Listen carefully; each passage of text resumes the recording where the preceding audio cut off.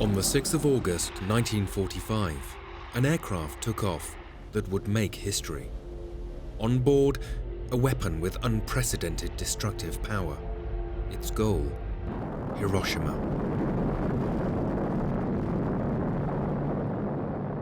The discovery of nuclear fission made this bomb possible.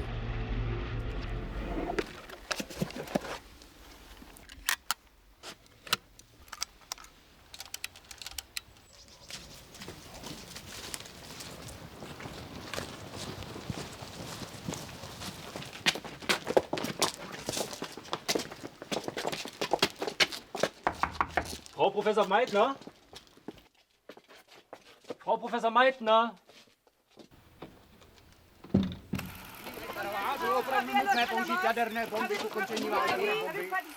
Paní Meitnerová, Frau Meitner?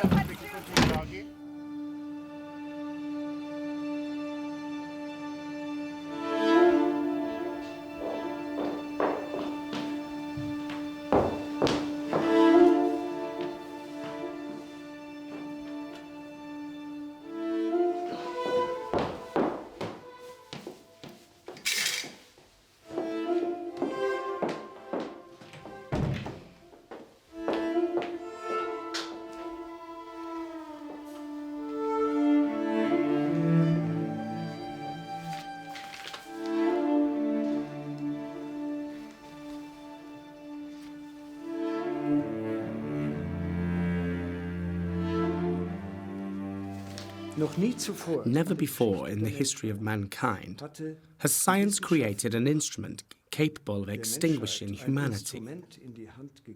This was made possible by nuclear fission. She felt responsible for developing the American atom bomb and also for its use. Of course, she suffered. In a letter to Otto Hahn, she once wrote, "These bombs are a constant nightmare for me."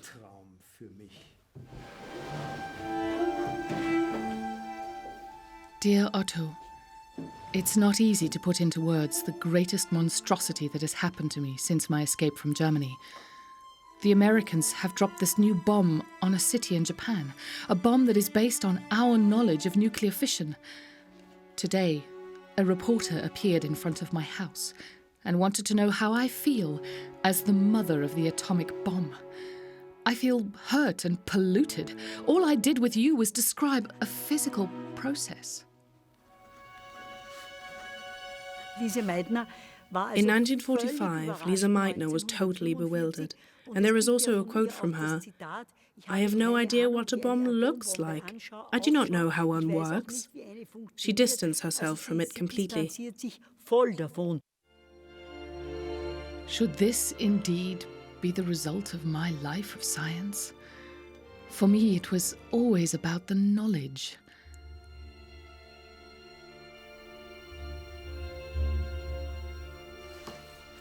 I think of my childhood in Vienna. Maybe you remember the story. As a little girl, I wanted to test my loving God. She certainly distinguished herself with this need to know, with this great interest, and perhaps also through her home life, where she was challenged. She had a lot of freedom. Ja, Lise.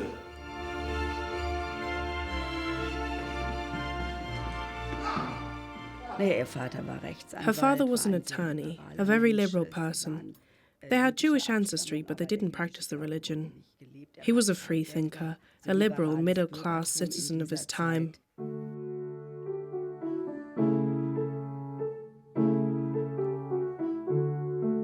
You know how much music meant to me, so much so that on holidays I couldn't stop. My grandmother saw it very differently. "Lisa, not on the Sabbath. God will punish you." And then she went a little further, so she was testing the hypothesis, and she discovered that God did not strike her down, so she continued.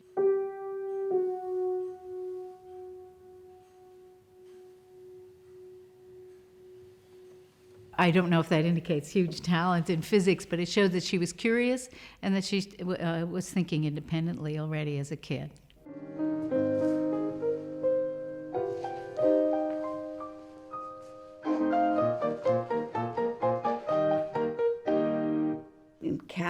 At her core, she was a very confident person. She knew she could do things, and when she wanted to do something, she just did it. I was the youngest, so my siblings called me their little dwarf. They always said, if it isn't in a physics book, Lise can't do it. Yes, with housework I wasn't too good, but when it came to reading, I was the greatest. Nobody was better than me. Well, it seems that she was very interested in mathematics and in science as a child. She herself told the story that she, instead of just reading children's books in bed, she would be interested in reading about math when she was asleep, when she was supposed to be sleeping in bed. I wanted so dearly to learn more about the world and nature. But mathematics and physics were subjects that did not exist at girls' schools. We weren't to be trusted with them.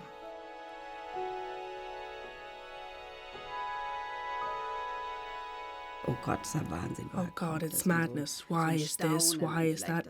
Such wonder, and maybe that was also something that set her apart, I believe, that she could marvel, could be pleased, ask, simply want to know. And she always said from very early on, or she wondered, could I succeed in becoming a scientist?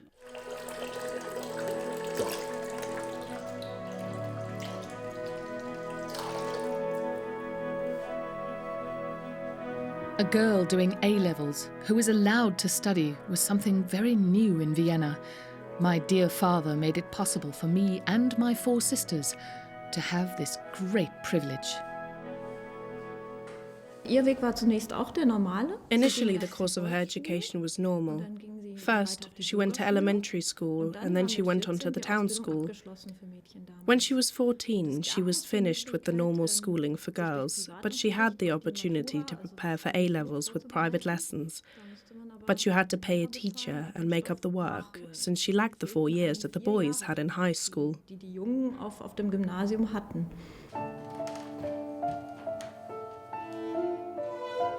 I was aware of this opportunity and worked hard for it. In a very short time, I had learned 4 years' worth of material. There was no way I was going to disappoint my papa. Our father wanted to challenge his daughters, exactly as he had his sons. He refused to let us lace our corsets. Every book that we wanted to read, he would buy for us. He even read us Greek and Latin.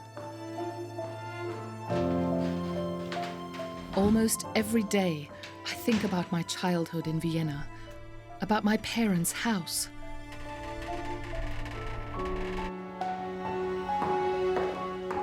It is the ground on which I stand.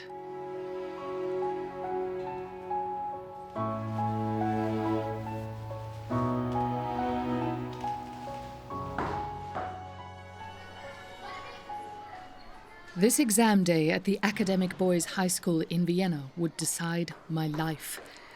To satisfy my burning desire to explore how nature worked, I absolutely had to be allowed to study physics. But how would all these professors see me? How would you feel if you had to go in there? You've worked so hard for 2 years, and now it all depends on this. And it was indeed a very impressive entrance hall. It had an almost castle-like character, this boys' high school, and not many were allowed in, and only a very few passed.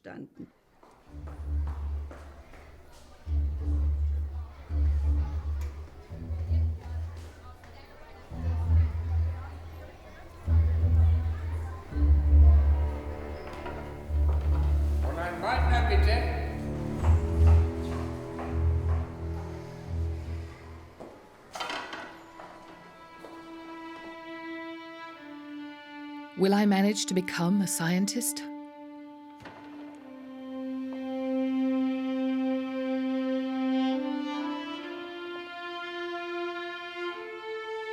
Will I strive for pure objectivity? Will I be able to fathom the fundamental principles of natural events?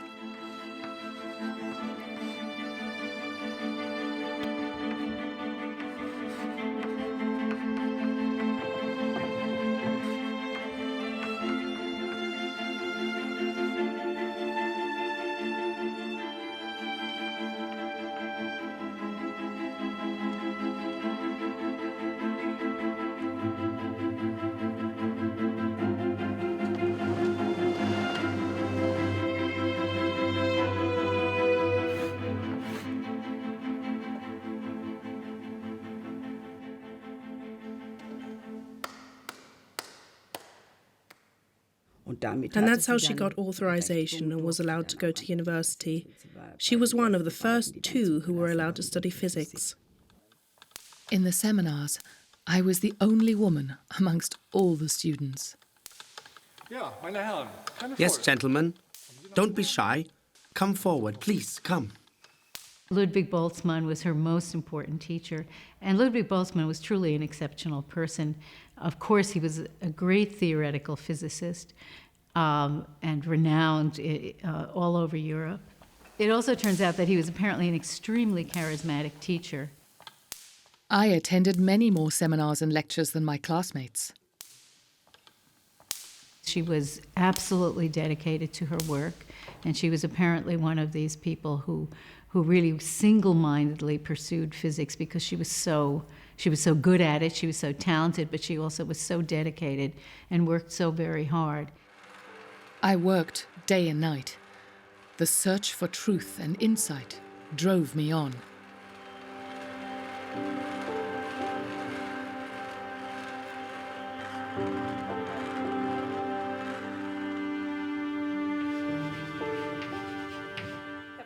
Professor, I believe the solution to the problem is... Professor?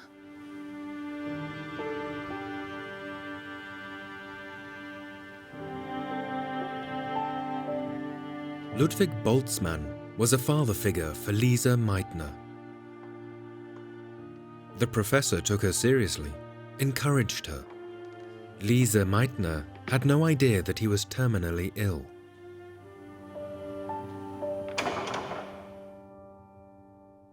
In 1906, Ludwig Boltzmann died. He committed suicide. And they were looking for a replacement for him at the university, and they invited Max Planck. But he did not accept the offer of the position. He stayed in Berlin. And when Lise Meitner decided to look elsewhere for a year or so, she decided to go to Berlin to learn more physics, as she said, from Max Planck. When Dr. Meitner left her home at the age of 28, it was a turning point. She had invested her entire youth in her education. She didn't even think about marriage. She was drawn so strongly to Berlin, the center of the scientific world. She was hoping for new insights and inspiration from the greats of physics.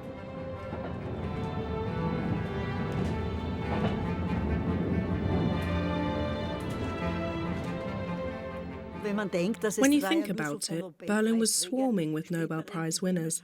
There was James Franck and Otto Hahn, Max Planck, Hertz. It was an incredibly elitist time. Berlin was known as the nest of science with all those Nobel Prize winners.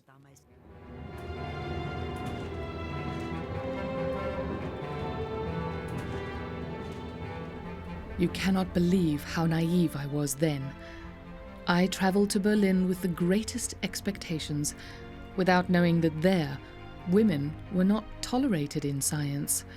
Thank God Max Planck made an exception for me, even though he thought that the holy order would be disturbed by it, that women should be, first and foremost, wives and mothers. At first, I wasn't allowed to enter the institute buildings because I was a woman. There was a makeshift laboratory in the wood workshop, which came in very useful.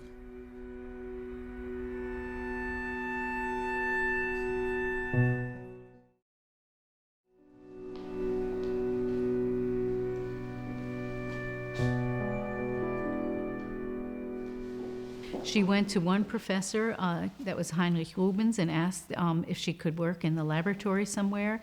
And Rubens suggested that she talk to Otto Hahn, who was a young man, a chemist who was just her age. And Otto Hahn showed up in the laboratory and they met, and he immediately asked her if she would like to work with him.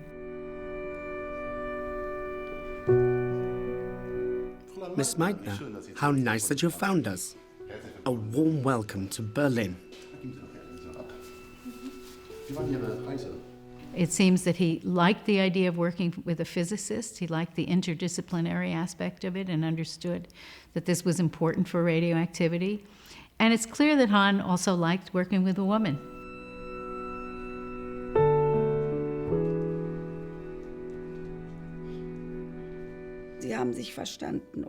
They understood each other. She used to say she could accept him immediately, one to one. She never had any problems with authority. She said, I could always ask him if I didn't understand something. And he wasn't this professor who was 30 years older or 20 years older than her. He wasn't Max Planck. He was Otto Hahn. He was a bit younger than her, very unconventional, not at all stiff. And it worked very well. She simply wasn't allowed in the lecture halls. So it was lucky that this famous workshop existed. It was called the Wood Workshop because it was a room meant for a carpenter, with its own separate entrance. Women were only allowed into the institute to clean it. The women scientists had to go into the cellar. Turn the light on, Miss Meitner. I have never told you this, but without your informal and sincere manner, I would certainly have been even more of an outsider in Berlin in the early years. There was a strong, trusting relationship between the two of them from the outset. They were initially far apart scientifically because radiochemistry and theoretical physics are quite separate disciplines. But through radioactivity, their specialities converged. Right from the start, I was in awe of your intuitive approach. I myself was totally unlike that. Otto Hahn took her on immediately, and in my opinion, it was a congenial working relationship. They complemented each other perfectly. Lise Meitner was the theoretician, coming from the physics side. Otto Hahn was an unbelievably good analytical chemist. A wet chemist, we used to say then. It doesn't exist now. And they both completed each other wonderfully. Your intuition is often spot on, but I am then able to prove it and show correlations. It's clear that it was very important for her to have a young man just about her age, very informal and charming and nice. This was a perfect thing for her to come out of her shell and to begin to integrate into the life of young scientists there in Berlin. Lise Meitner and Otto Hahn had a lifelong friendship which lasted over 6 decades, 2/3 of both of their lives. For me, it refutes in quite a significant way the age-old belief that a man and a woman can't be close friends without involving sex. And I find that very, very interesting and very remarkable. This teamwork came to an abrupt end with the outbreak of war. All the men at the Kaiser Wilhelm Institute reported for military service. Lise Meitner also wanted to make herself useful as a hospital nurse. She just wanted to help and, well, alleviate the suffering of war. Apart from that, at the time she had nothing to do in Berlin. Everyone had been sent to the front. The gas war. Otto Hahn developed weaponized toxins and advised industry in the production of gas munitions. Together with other scientists, he performed dangerous experiments using gas masks on himself. Hahn was called up right away. He served in the army from 1914 to 1918, and of that time, he spent 3 of those years in Fritz Haber's unit for testing and using poison gases. Otto Hahn served his country with conviction in this gas war. Only later would he be bothered by the ethical questions of the inhumanity of these weapons of mass destruction. Lise Meitner reports to the Austrian army. She goes to the Eastern Front. She was quite close to the front, so she saw fairly badly injured soldiers, men who couldn't be transported out, and they didn't have enough medication. Sometimes they couldn't communicate with the injured men because there were many different languages spoken in the multicultural Austro-Hungarian Empire. Sometimes she worked from morning until night. Austria-Hungary suddenly ceased to exist. All at once, everything was foreign. I didn't really know where I belonged. Science was my home. In the beginning, she had unbelievable problems getting used to the suffering of war. She suffered with the wounded. She worked as a radiologist, and after work, she sat on the patients' beds and tried to talk them into getting better. Believe me, Otto, choosing between science and marriage wasn't easy for me.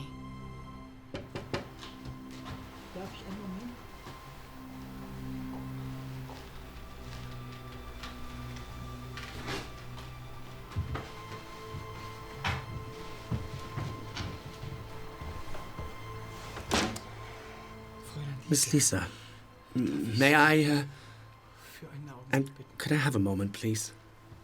I'll be back in a moment. There was an officer, his name was Muffat, from a very well-known Austrian family.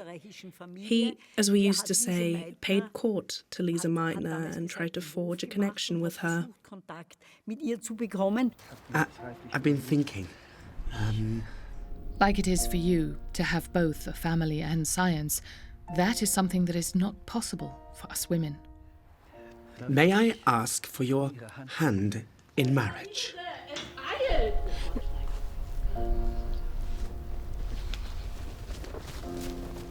Would my life have been better if I had made a different decision?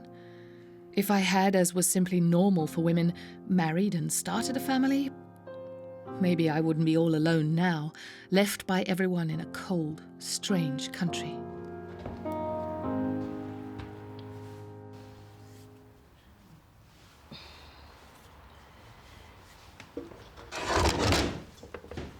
But I simply was not and am not suited for marriage, and I removed myself from that possibility forever.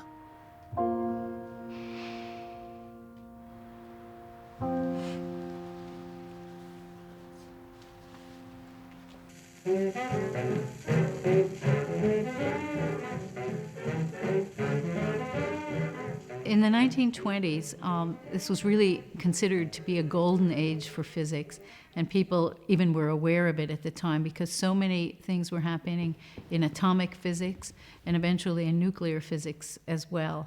And there was a great deal of collaboration between experimentalists and theoreticians. And Lise's circle of colleagues included, well, in Berlin, there was Einstein. She worked with him. So Lise's circle of people who were important to her both professionally and personally included really some of the most important physicists of that period.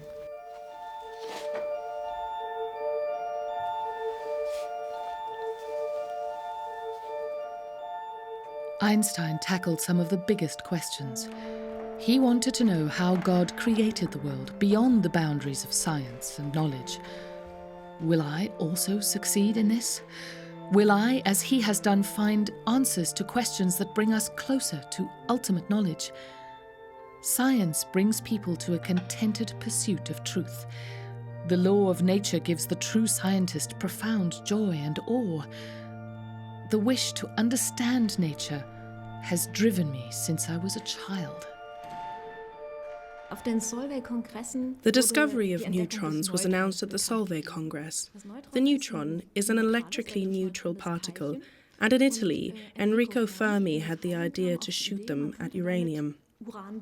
Uranium is the heaviest naturally occurring element, and he postulated that when you shoot neutrons at it, that occur in the atomic nucleus, then you can make transuranic elements, i.e. elements that are heavier than any that exist in nature. And he did it, and actually found that radioactive radiation is emitted.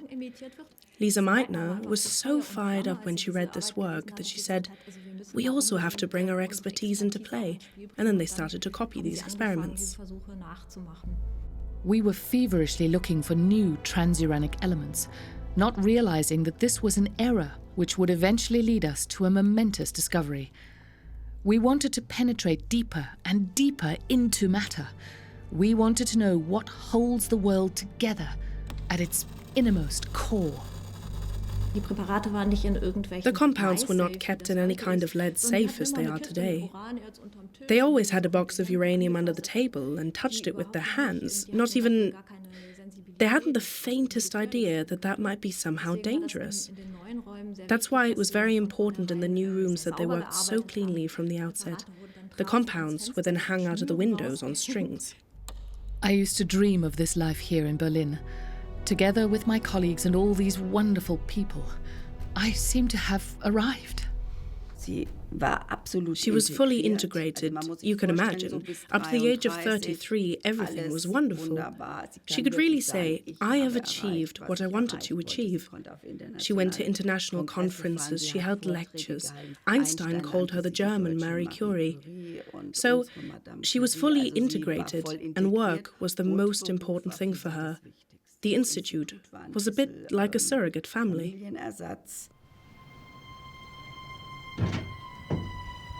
Yes, my colleagues at the Institute were my family. Berlin was my new home. But we were all too little interested in politics, too naive. We continued to do research and should have paid a bit more attention to the external conditions. Today, I know we were all fooling ourselves. I just could not believe that my beloved Germany was capable of that.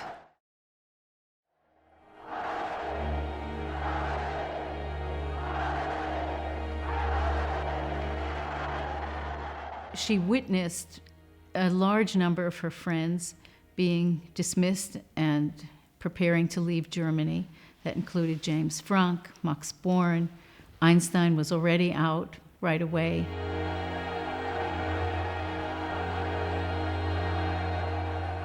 Lise Meitner felt somewhat protected in the Institute. First of all, she still had her position. She still had her authority in the Institute. She had a paycheck. She did not feel threatened. During this time, also, Max Planck, her dear friend, was president of the Kaiser Wilhelm Gesellschaft, and Otto Hahn was director of the Institute, so she had two very powerful people who were her friends, who also allowed her to feel that she was protected in the Institute. Why did you all not react when people who have served Germany well and honestly were driven out? What did they ever do to make them so unwelcome?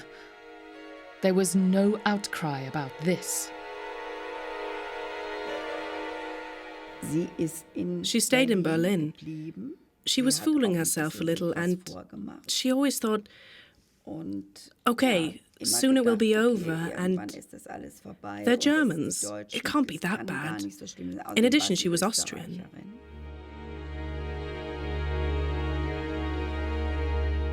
With the annexation of Austria, she became a citizen of the German Reich. Suddenly, she was German and subject to German legislation. Nevertheless, she still underestimated the danger she was in, but Otto Hahn convinced her of it. Lisa, we have to talk. Nobody. The Institute. We can't do any more for you. But, you know, I'm Austrian. Don't you understand?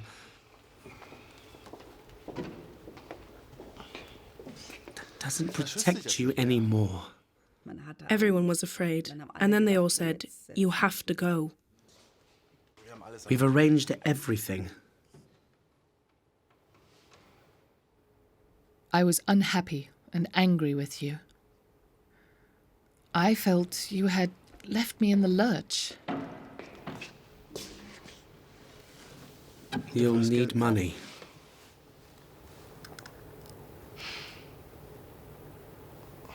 Here, sell it. She received all sorts of offers, which were more or less pretexts. She was really quite fearful of starting over without anything substantial. And the only position that appeared to be substantial was this offer that came from Stockholm. And the position seemed to be not temporary, but fairly permanent. And so she thought what she thought was the best offer.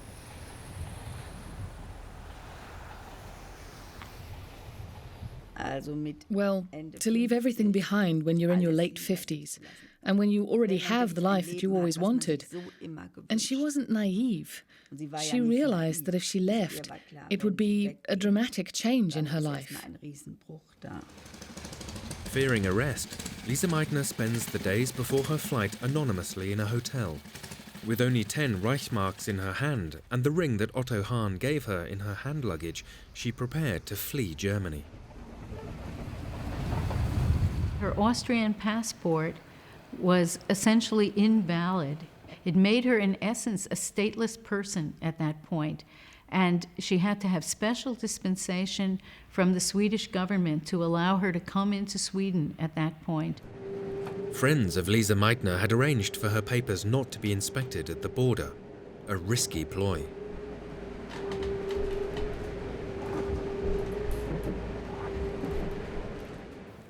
The greatest danger was, of course, the SS border check. I was so scared of being conspicuous and getting arrested.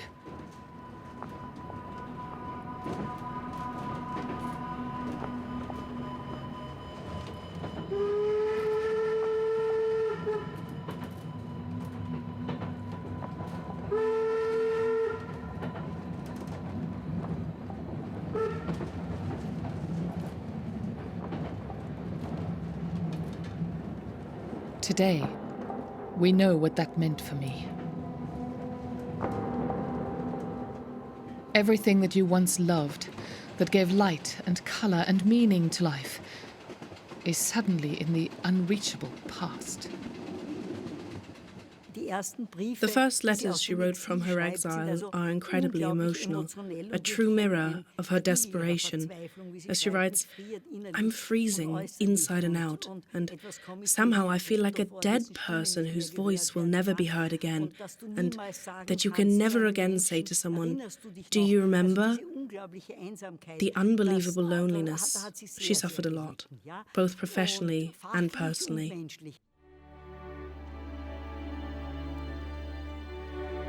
Dear Lisa, it is exactly 11 o'clock at night.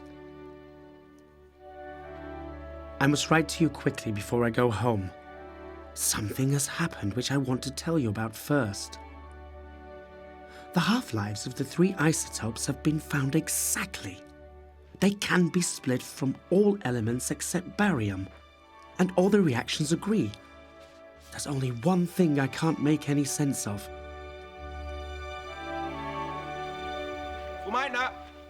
Lise Meitner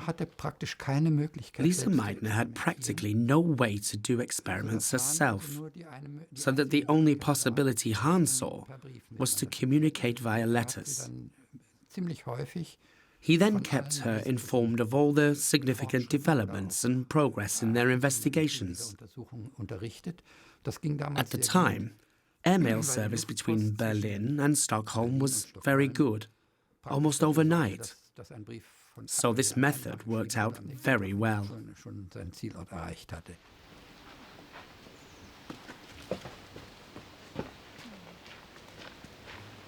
Could this be a highly unusual coincidence? The fractionation doesn't work. Our radium isotopes are clearly behaving like barium. If you could suggest something, even publish, then this would once again be a real job for you. Then he wrote to Lise Meitner, "Something is wrong. We have checked it so often, we can only conclude that we have found barium. Maybe you can come up with some crazy explanation." It's late, and I must sign off now. You're Otto.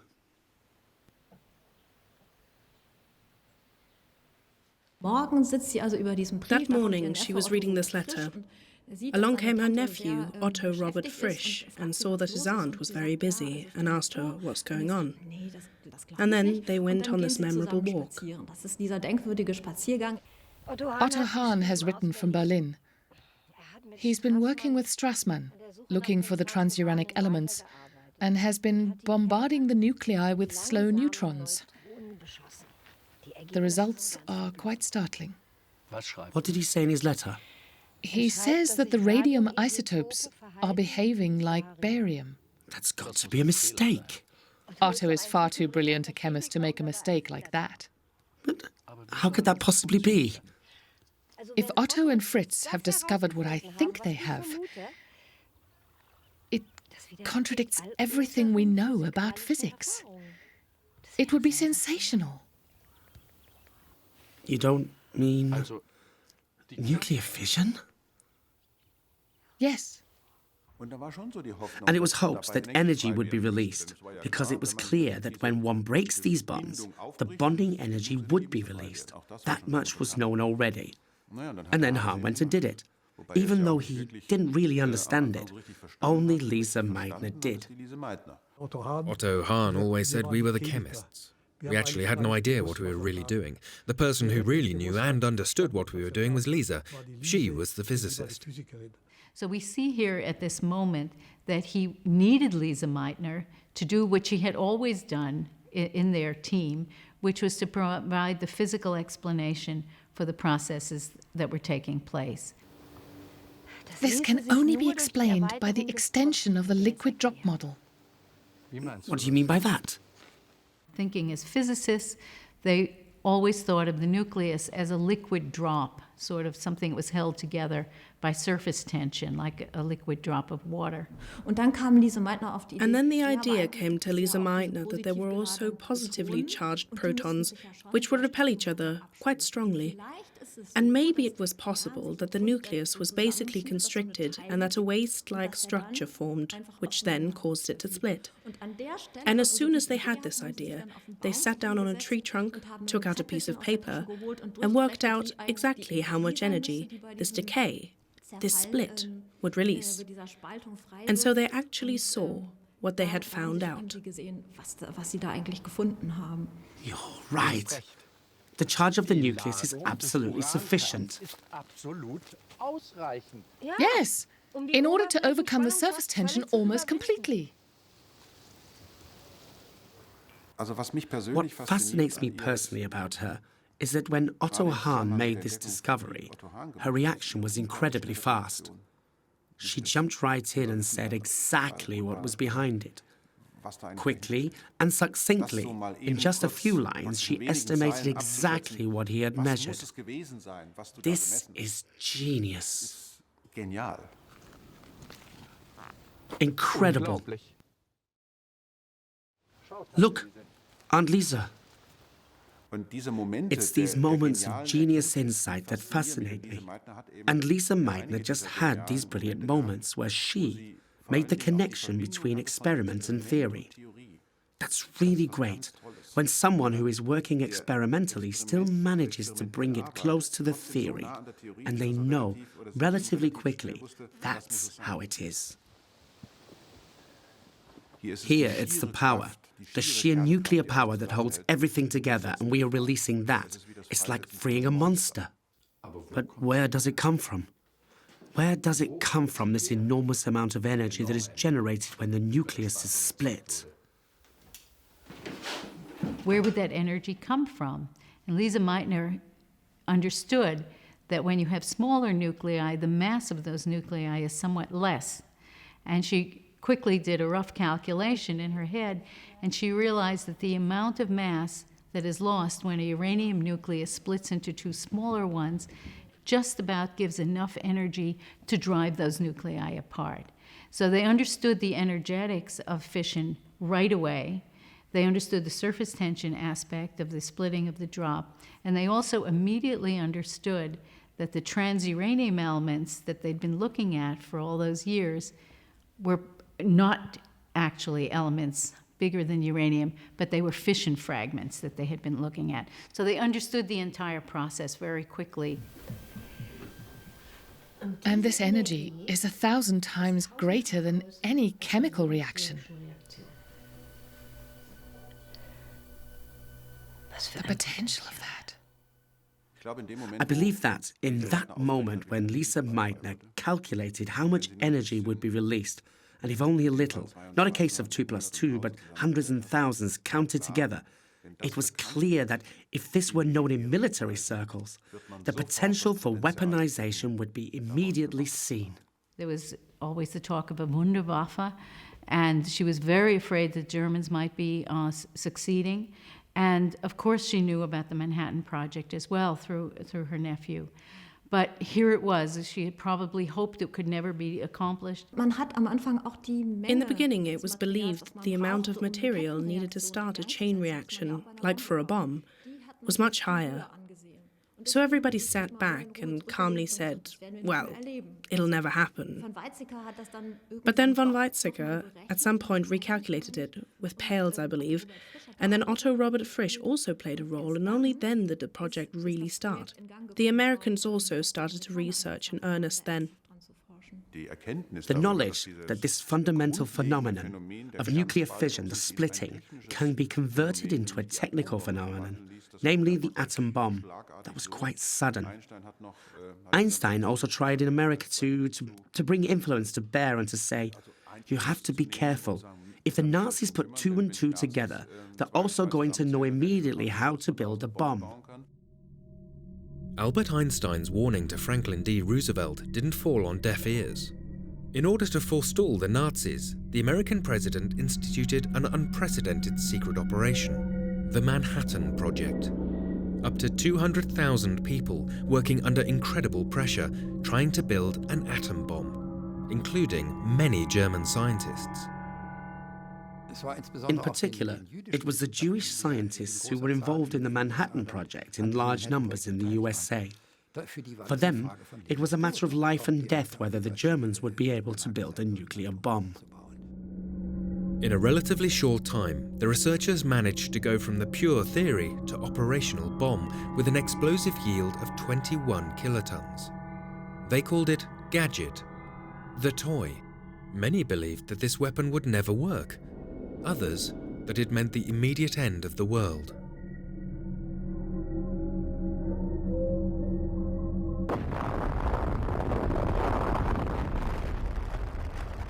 In July 1945, the first atomic bomb in the world exploded in the New Mexico desert. If other progressive developments in military technology had only delayed the end of the war, then the bomb would have been used on Germany. That's what it was made for. In actual fact, sources document that the first use of nuclear weapons was planned for Mannheim and Ludwigshafen, but the war ended too quickly for this to be implemented. The bomb is the ultimate proof of US military strength. The Japanese threatened to fight to the last man. The American politicians wanted a quick end to the war. An invasion of Japan would have resulted in many casualties.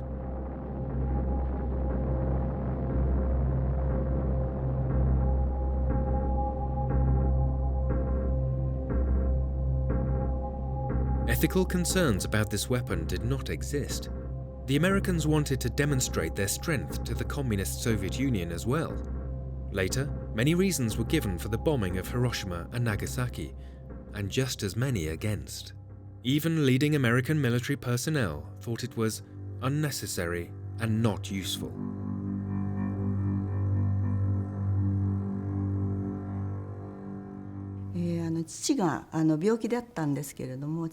My father came to pick me up at school. He was sick. He put me on his shoulders and we went home. 本当に地獄があるならばこれが地獄かという光景を目にしました。で今でも目に焼き付いて If there's a hell, I saw it. I still can't forget these scenes. あります。それは眼球が A man with his eyeballs popping out was crawling on the ground to escape. 這うようにして逃げてくる人で真っ黒に炭のようになった赤ちゃ A ん mother holding her baby, blackened like charcoal, was writhing on the ground as well. その抱いてお母さんの這うようにして I saw those people, so many people, from my father's shoulders. でその時今一番印象に残っているのが The most shocking thing for me was a girl of my own age. Our eyes met, and she asked me for help and water. I have never forgotten her eyes. 目があったんです。その子の目が今でも焼き付いてるんですね。助けることがで I きる。 couldn't help her. She probably died, I 多 think. 分亡くなったと思うんですけれども。 But I did not build that bomb, and I am appalled by what it has done in Japan. I didn't bomb them, and I cannot understand why people connect me to this horror. Living with my loneliness and the loss of my past, what have I done to deserve such accusations? Lise Meitner understood instantly that this was the bomb that she had been so concerned about, and her reaction was just extreme grief and anguish. She had not taken part in the building of the bomb, but of course she had been part of the beginning of it, the initial discovery. She always felt that the development of nuclear fission, in a sense, had spoiled her joy in nuclear physics. Prior to that, nuclear physics had been kind of a pure experience where you are finding new things about the world and the universe. And the use of her work having ultimately resulted in such a devastating weapon was something she never quite got over.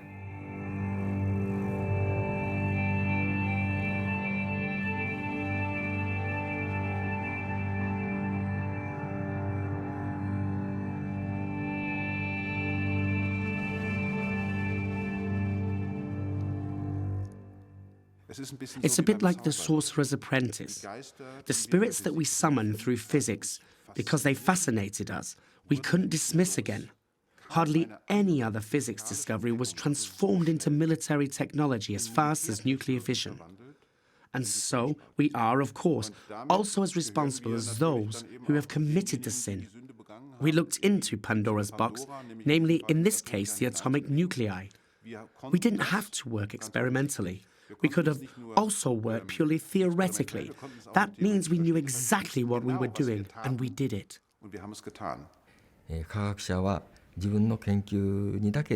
After the atomic bomb, I was going the way of a scientist by myself. I found that the results of science are not always good for humanity.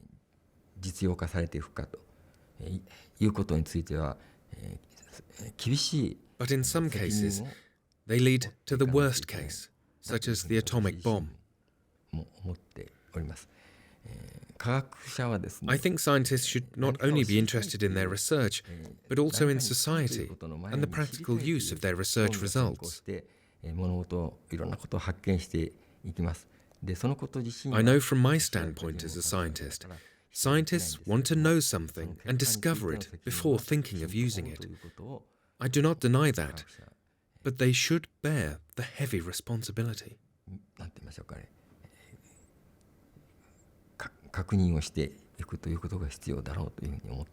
Neither Hahn nor Meitner could have remotely foreseen the consequences at the time of their discovery.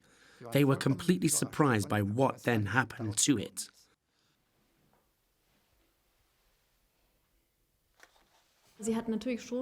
Of course, she said of the atom bomb, a shadow has fallen on science. And that was always a kind of comfort for her. She said, science isn't evil, people are evil. Sondern die Menschen sind schlecht.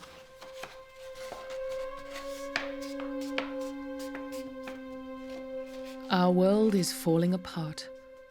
Ethics and religions have failed. Otto, I only described with you a purely physical process. Yes, that should have changed the world, but not so that people would lose their lives to it. I never wanted that. I have no idea what a bomb looks like. I also do not know how one works. I have no idea what a bomb looks like. I do not know. I